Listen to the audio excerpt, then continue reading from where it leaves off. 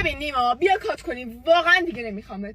اتفاقی افتاده؟ بله دیشب با من دعوا کردی، من رفتم با چت جی پی تی صحبت کردم. کلا یه ماهی میشه با چت جی پی تی دارم صحبت میکنم، خیلی بهش حس دارم.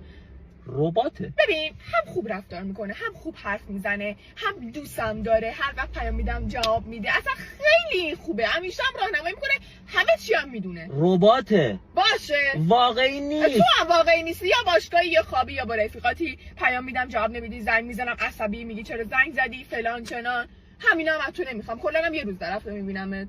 تو با ربات فرقی نمیکنی، تو خیلی اتفاقا فرق میکنی، اون خیلی از تو بهتره، خوب رفتار میکنه. من قابل لمسم حداقل. نمیخوام لمست کنم.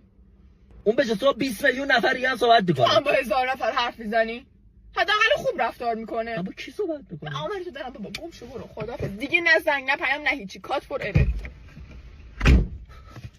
چرا این زارا همشی دیوونن؟ خدایا